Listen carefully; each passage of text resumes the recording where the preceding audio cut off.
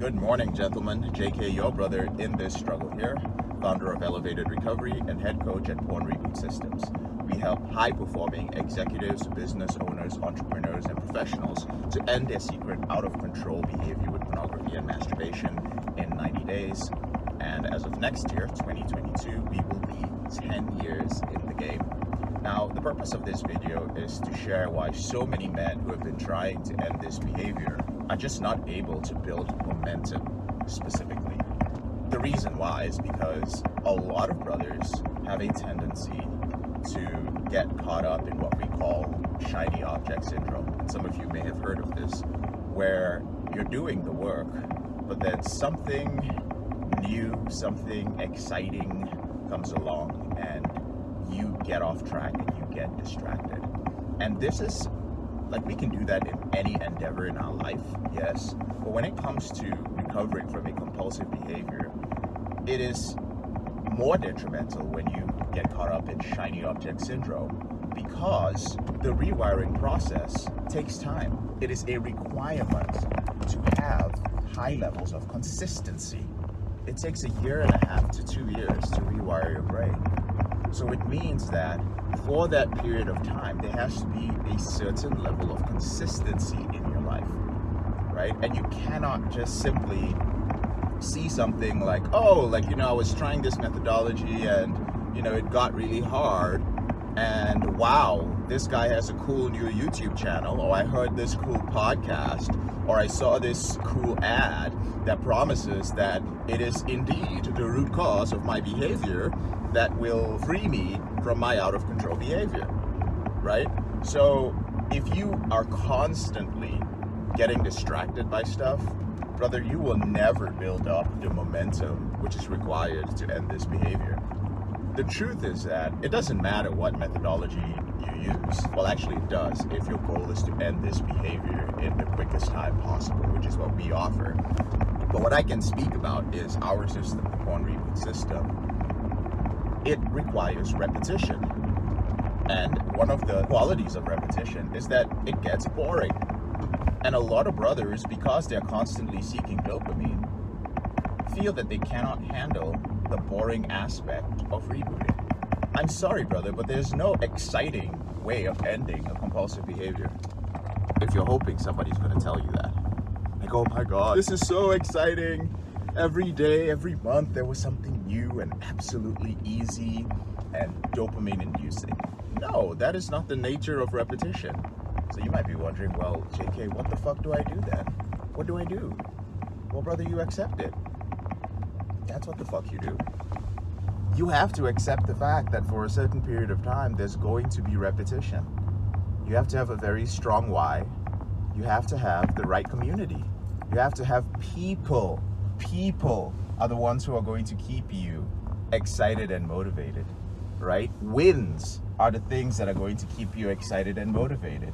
You've got to learn how to count your wins on a daily basis. What does that mean? It means every time you say you're going to do something and you successfully do it, you get a rush of endorphins, right? And the more you do that, your body starts anticipating the rush of endorphins. And there's a positive association between the repetitive work and the outcome, which is going to release endorphins. And thus, when you're in the tough part of anything repetitive, it releases dopamine. So effort becomes enjoyable. For you, eventually, effort becomes associated with dopamine. Now, you might be like, what the fuck are you talking about, JK? Are you literally saying that I can release dopamine when I am putting in effort in something, and at the end, when I accomplish that thing, I'm going to feel good too? What sort of sorcery is this? It's not sorcery, brother. It's science. All right? These are things which actually happen. Now, albeit when I talk about dopamine and I speak about, I'm in the parking lot of the grocery store, and I do this all the time when I'm talking on my phone. Somebody like pulls up and they're about to park in front of me and they just see me talking. And then they look scared, look at the person, they're kind of, okay, crazy guy. And then they move off. Anyway, albeit the endorphins that are going to be released are not going to be on the same level as what you would get when you're watching like a trailer of a new movie on YouTube, or when you're viewing pornography, or you're catching up with sports, or you're edging. By edging, I mean edging visually by looking at pictures of chicks in bikinis on Instagram, or when you're swiping through one of the dating apps. No, it's going to be more subtle, but subtle means healthy. And not just that, brother, here's the thing. Those levels of neurochemicals are sustainable. That's the point. They are sustainable, and thus you can keep engaging in them until you develop momentum. And then you can engage in repetitive stuff that is good for you, that will completely transform your life, that will keep you happy forever over time. But when you keep getting distracted and you keep chasing the shiny object, the new method that's going to help you, the different thing, brother, it's just going to give you a quick dopamine rush. And the rush of whatever neurochemical it releases for you, whatever the cocktail is, it's not just dopamine, is something you will then train your body to chase. So you keep chasing something that's going to give you a spike, something that's going to help you, but something that gives you a spike. I've had a lot of clients come back to me many years later, like they were in the program and then they left. This was back in the early years before we had like all the, how would I put it, the social proof we have right now, because now we literally have thousands of clients. But before that, people would come through the program early on and it was working for them, but they said, JK, I have my doubts, because yes, I have controlled my behavior.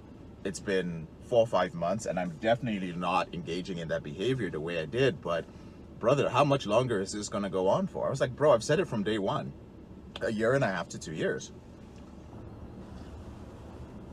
But guys would get distracted. They just couldn't stand to put in that time. They needed something else.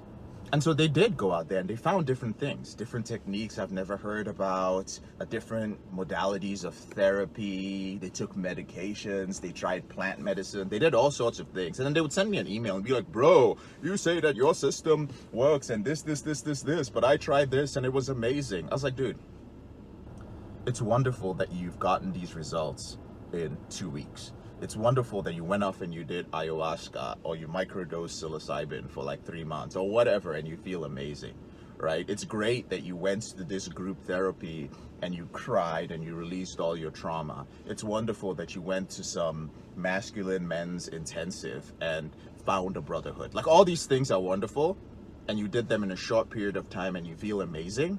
Hit me up in a year. Hit me up in 2 years, because I guarantee you I'll be here. Gentlemen, I will be here. Years from now, you can hit me up. And sure enough, they do reach out, right? Some of them, they redefined their reboot. What does that mean? So some of them got results, but they redefined it and they said, well, it wasn't their reboot. This wasn't a reboot anymore. They said, you know what? I decided that there's nothing wrong with watching pornography and I'm going to do it in moderation. I don't know what that means, right? I don't know if they are actually doing it. That's what I heard from them. It's like, all right, bro, good luck. If you're happy, then do that. Others, I've shared some of the emails over the years in our public group, were like, dude, it was horrible.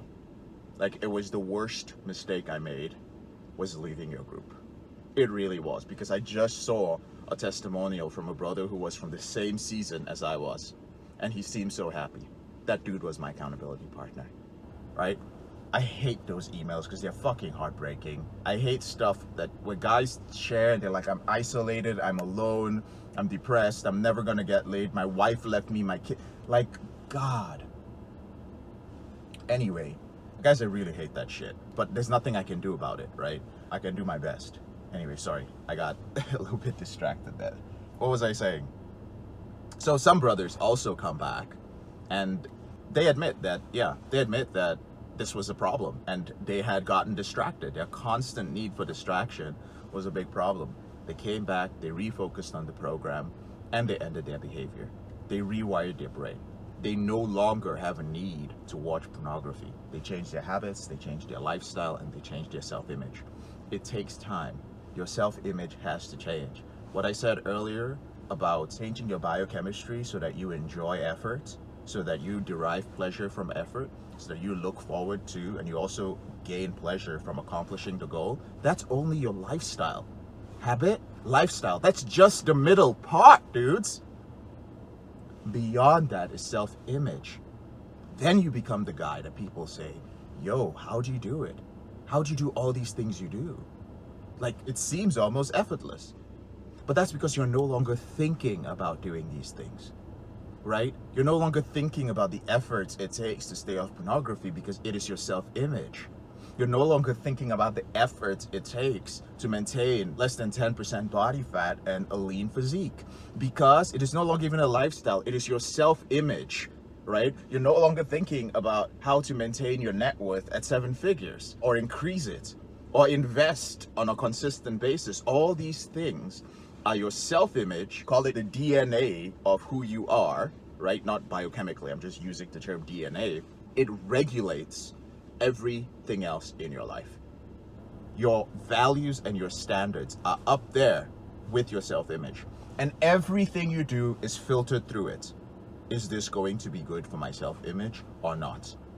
Is this habit going to lead to something in my lifestyle, which is going to lead to something in my self-image, which is going to be good for me, for my ultimate goals? So brothers, I hope I've emphasized the importance, the critical need for staying focused and being okay with the repetitive work. And if you don't know how to do it on your own, then brothers, get on a call with one of our team members. There's a link in the description below this video. Get on a call with them, talk to them about it, find out if you're a good fit.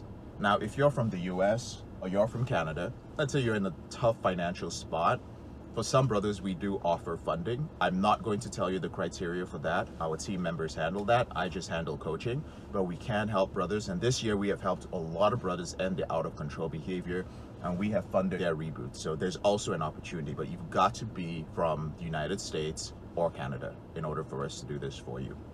So that's it, brothers. I'd love to hear back from you guys in the comments. What are some of your experiences when it comes to staying consistent? I'll respond to every comment. I'm JK, your brother in this struggle. Thank you so much for taking the time to watch this video. You guys have a freaking awesome day. I'll talk to you later. Bye.